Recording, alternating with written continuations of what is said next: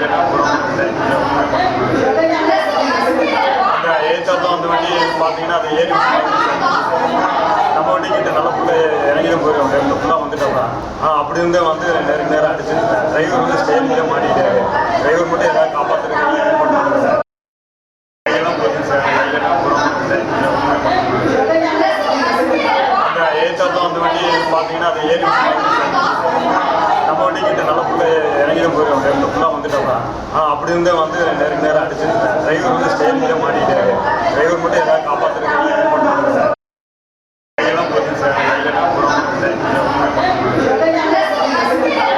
ஏற்றாப்புல அந்த வண்டி பார்த்தீங்கன்னா அது ஏறி நம்ம வண்டி கிட்ட நல்ல புள்ள இறங்கிதான் போயிடும் ரெண்டு ஃபுல்லாக வந்துட்டோம்னா அப்படி இருந்தே வந்து நேரம் அடிச்சிருக்கேன். டிரைவர் வந்து ஸ்டேரிங்ல மாட்டிட்டாரு.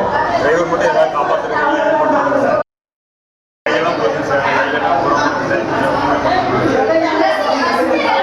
ஏற்றாப்புல அந்த வண்டி பார்த்தீங்கன்னா அது ஏறி நம்ம வண்டி கிட்ட நல்ல புள்ள இறங்கிதான் போயிடும் ரெண்டு ஃபுல்லாக வந்துட்டோம்னா அப்படி இருந்தே வந்து நேரம் அடிச்சிருக்கேன். டிரைவர் வந்து ஸ்டேரிங்ல மாட்டிட்டாரு.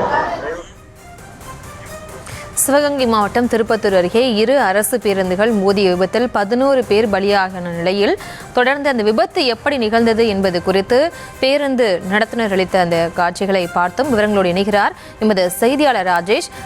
வணக்கம். மேலும் விவரம். பிரியங்கா, சிவகங்கை மாவட்டத்தில் 2 அரசு பேருந்துகள் நேருக்கு நேர் மோதிக்கொண்ட இந்த விபத்து என்பது பெரும் சோகத்தை ஏற்படுத்தியிருக்கிறது. இதுவரை 11 பேர் உயிரிழந்திருப்பதாகவும் மேலும் பல பேர் படுகாயங்களோடு மருத்துவமனையிலே அனுமதிக்கப்பட்டிருக்கின்றார்கள்.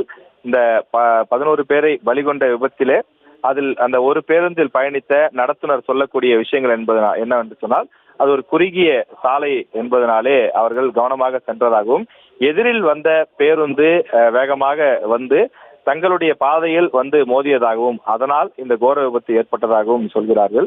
இவர் அந்த நடத்துனர் பயணித்த அந்த பேருந்தில் இருந்த ஓட்டுநர் கடுமையாக அவர் படுகாயம் அடைந்ததாகவும் அவர் எப்படியாவது காப்பாற்றிவிட வேண்டும் என்று அவர் கண்ணீரோடு பேசக்கூடிய அந்த வேதனை காட்சிகள் வெளியாகி இருக்கின்றது. இந்த 11 பேரில் 9 பேர் பெண்கள், ஒரு ஓட்டுநர் மற்றும் மற்றொரு பயணி உட்பட 11 பேர் உயிரிழந்திருக்கிறார்கள் என்ற அதிர்ச்சியான தகவல் வெளிவந்திருக்கின்றது. வழக்கமாக செல்லக்கூடிய அந்த பரபரப்பான ஒரு சாலை தான் அது.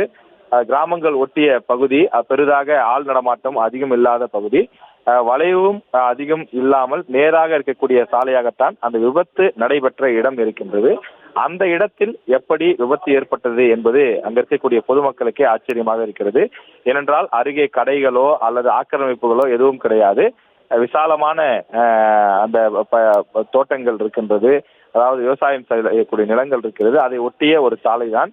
மீடியமான, அதாவது மிதமான ஒரு வேகத்தில் வந்திருந்தால் நிச்சயமாக இந்த விபத்து ஏற்பட்டிருக்காது. 2இல் ஒரு பேருந்து நிச்சயமாக வேகமாக வந்திருக்க வேண்டும், அல்லது அந்த அரசு பேருந்தினுடைய அந்த வேக கட்டுப்பாட்டு கருவி செயலிழந்ததா உள்ளிட்ட பல கேள்விகள் தற்போது எழுந்திருக்கின்றது. எதன் காரணமாக இந்த விபத்து ஏற்பட்டது?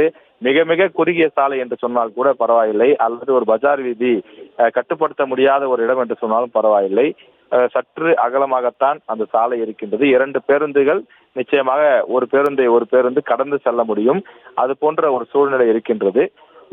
இந்த நிலையிலே எப்படி அந்த கோரமான விபத்து நடைபெற்றிருக்கிறது என்பதை தற்போது அதிகாரிகள் ஆய்வு செய்து வருகின்றார்கள். மற்றொரு புறம் அந்த படுகாயங்கள் அடைந்த அனைவரையும் தற்போது மருத்துவமனையில் அனுமதித்திருக்கிறார்கள்.